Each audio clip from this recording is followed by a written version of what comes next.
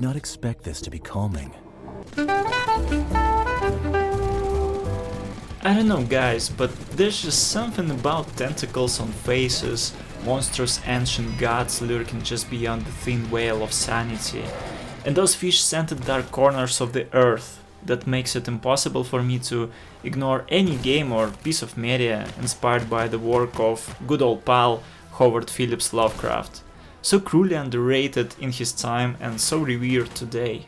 His influence on the gaming industry is immeasurable, from a chapter dedicated to his myth in Dungeons & Dragons and the Call of Cthulhu tabletop game, to one of the earliest pioneers of the survival horror genre Alone in the Dark, and of course, countless modern games of all scales and budgets, from indie projects to AAA blockbusters. Likewise, the small Polish indie team Bite Barrel, inspired by his myth, decided to marinate their boomer shooter in the sauce of cosmic horror, all-consuming madness, and some solid bloody action that makes no secret of its kinship with the classic Doom. Let's discuss what they created. You take on the role of one of two characters, priest or journalist. Your choice has no impact on the story, but is important for gameplay, as each character has unique abilities. The protagonist receives a disturbing letter from their cousin, Louis. Things are not right in your hometown of Pestisville. People are disappearing, cases of madness are on the rise, and mysterious voices can be heard. Arriving at the meeting point, the Drunken Sailor Hotel, you don't find your relative but instead a horde of deranged wretches. The game's setup is somewhat reminiscent of Call of Cthulhu Dark Corners of the Earth, but where that game had you barricading doors and fleeing for your life, here you grab a conveniently placed revolver and start kicking eldritch ass and taking names. I have come here to chew bubblegum and kick ass. And I'm all out of bubblegum.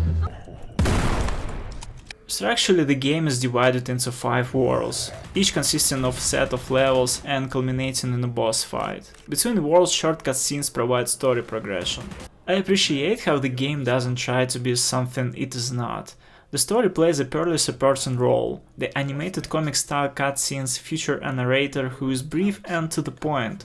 The storytelling is designed primarily to convey mood and atmosphere, with the actual plot being simple and minimalistic. He recognizes your face. He slowly comes back to his senses. He gives you a key with the image of Cthulhu.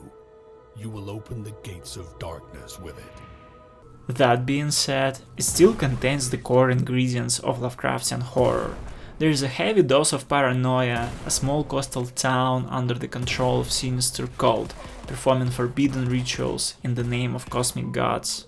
The game also explores Lovecraft's favorite theme, a gradual descent into madness. This isn't just reflected in the increasing chaos, violence, and overall strangeness as the game progresses, but also in the protagonist. The main character changes over time. Throughout the game they have a set of voice lines that they utter in response to players' actions.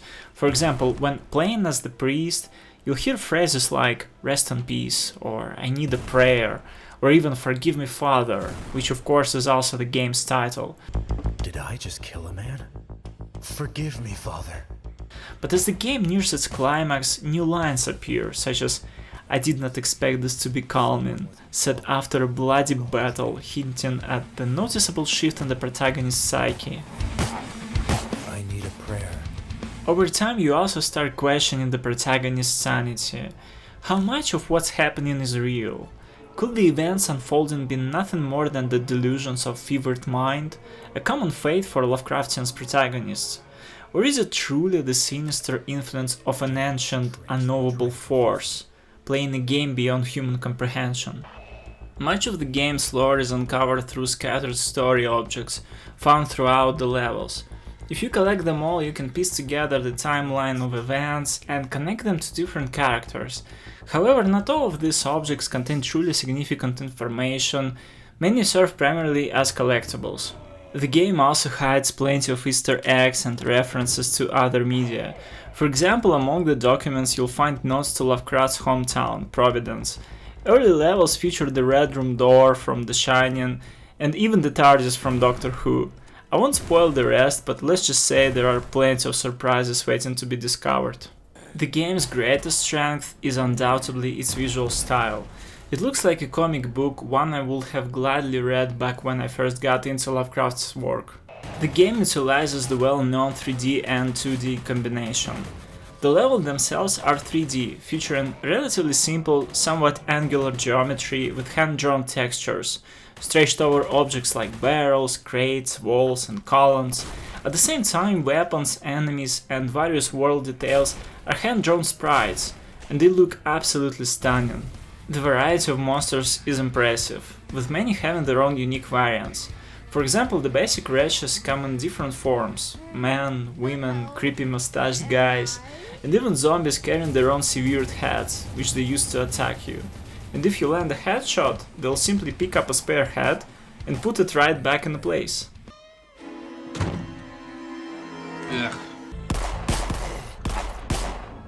Oh, honey, this is not working out at Charles, all. I will not stop. What I really appreciate is the creativity the developers put into designing enemies.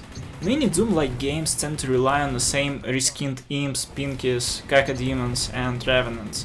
And while some of the creatures here do stand on the shoulders of those giants, they still feel distinctive and unique enough to remain engaging. The ones that stuck with me the most were the Liquidators and their squad leaders, chthonic horrors straight out of World War I nightmares. These creatures carry tanks of green liquid on their backs. If you manage to break the tank, you'll deal extra damage, but in response, they'll switch to melee combat, which is unsettling in its own right. As you progress through the game, each new world brings stranger and more surreal environments filled with bizarre creatures. The visual style plays a huge role in making these locations feel eerie and unsettling. The detailed backgrounds gives the impression of being inside of grotesque stage play. That said, to be fair, the game does have the fair share of cliché and uninspired locations like sewers and mines. However, the game keeps things fresh by constantly introducing new locations and new enemies to fight, so even if a particular area isn't to your liking, just wait about 10 minutes, which is the average mission length, and the setting will change.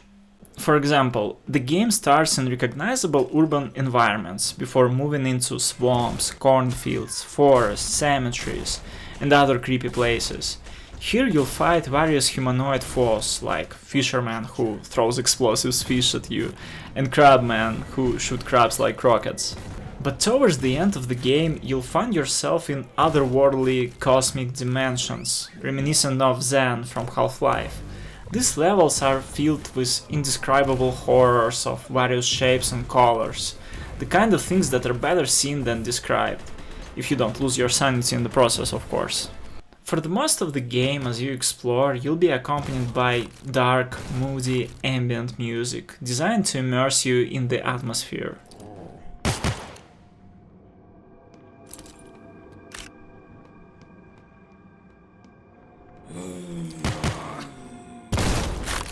During intense battles and arena fights, the game switches to punchy, heavy metal tracks. The music may not be filled with bangers like Doom, but it's serviceable enough to keep your heart rate up and your foot tapping to the rhythm.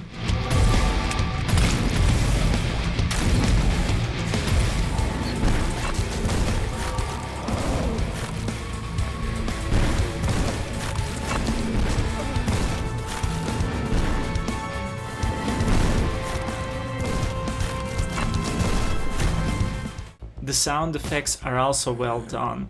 There's a satisfying pop when you land a headshot with the revolver, and thunderous boom when firing the double-barrel shotgun.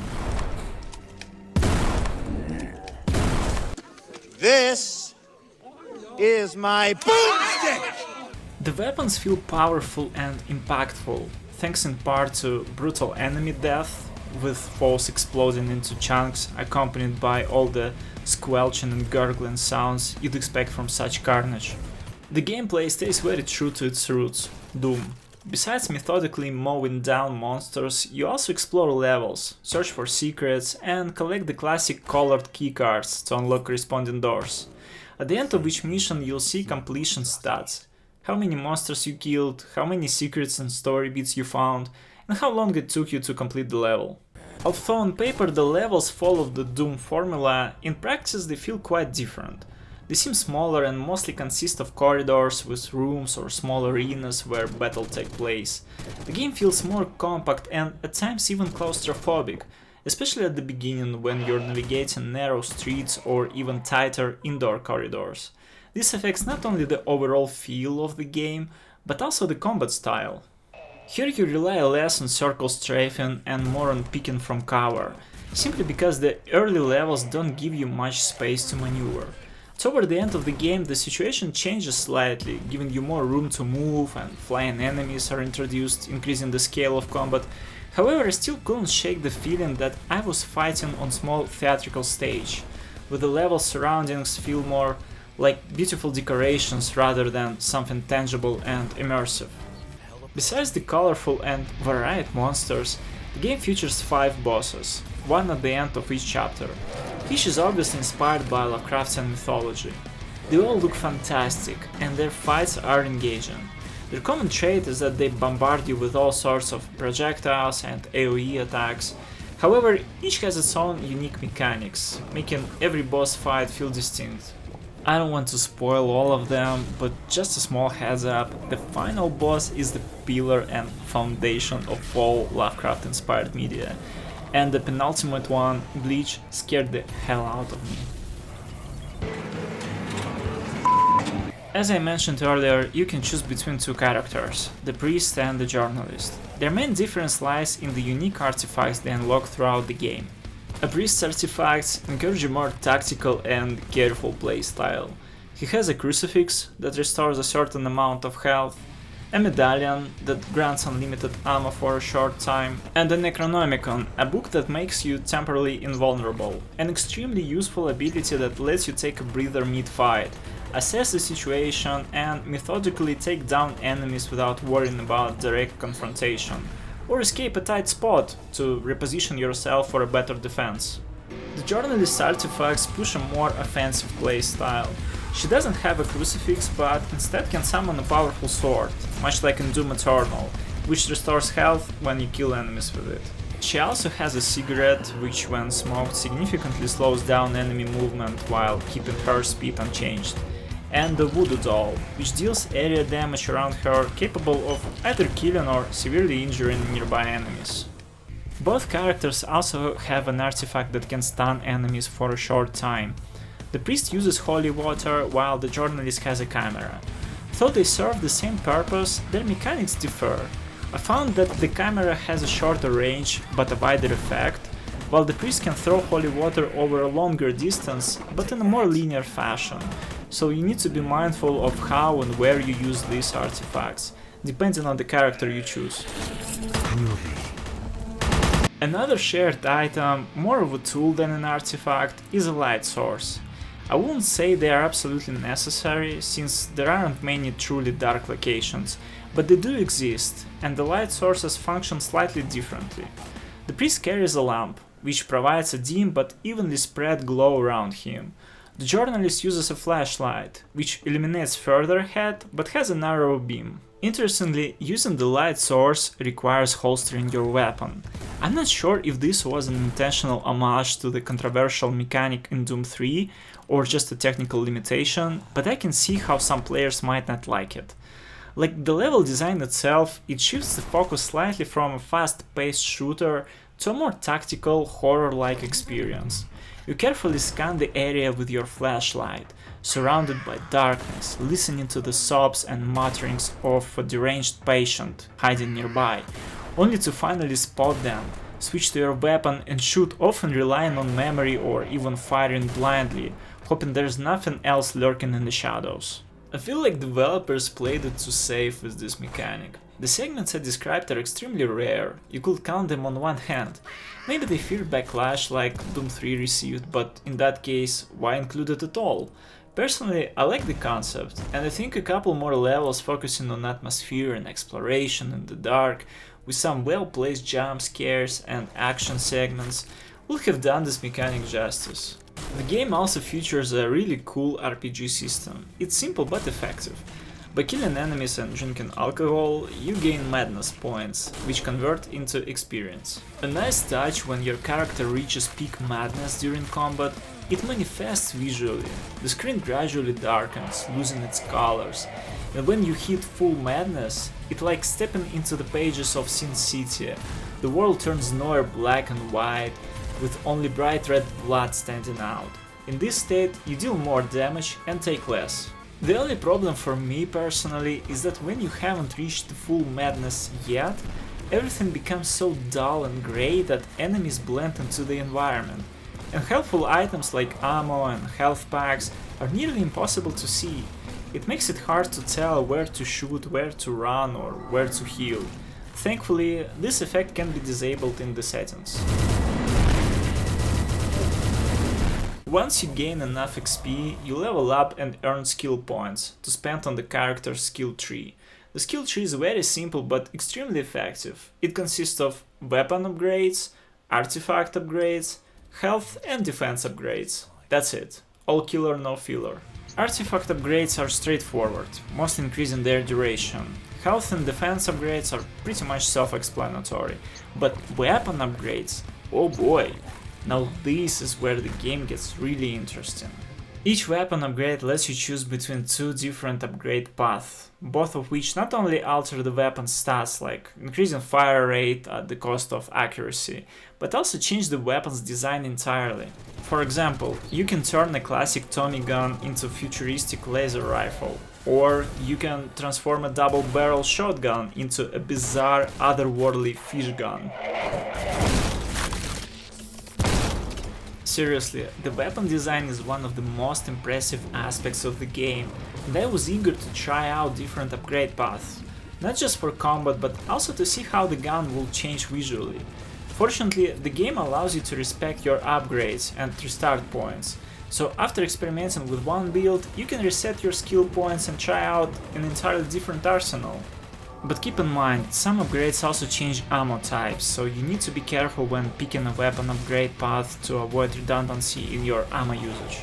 The game offers some extra replay value through New Game Plus and Endless mode. New Game Plus has excellent customization options for your next playthrough. You can enable Iron Man mode, which is permadeath, activate God mode and infinite ammo if you just want to have fun. There are also plenty of other parameters for more precise adjustments of your new run. You can adjust enemy strength, your starting skill points, ammo rates and various madness parameters. Endless mode is a fun survival mode where you fight infinite waves of monsters in the small battle arenas. The longer you survive, the more points you earn. It's a great way to enjoy some non-stop action and compete for a high score on the global leaderboards. If you're interested in Forgive Me Father, it's important to manage your expectations. This game may not have the scale and grandeur of Doom, and it feels a bit more compact, perhaps in some ways even closer to Wolfenstein 3D, but its striking visual style, rock-solid gameplay, and genuinely cool Lovecraftian atmosphere made it an incredibly enjoyable and engaging experience that doesn't overstay its welcome. It's a solid boomer shooter that left me satisfied and smiling. That's what she said! Let me know in the comments about your favorite retro shooter, your thoughts on games set in Lovecraftian universes, and what you think about Forgive Me Father. If you enjoyed this video, leave a like, it really helps me out. And if you're not subscribed yet, which is most likely the case, consider subscribing, because I upload videos on a regular basis. As always, this was Radio Nick, thanks for watching and I'll see you in the next video. Go to hell and never come back.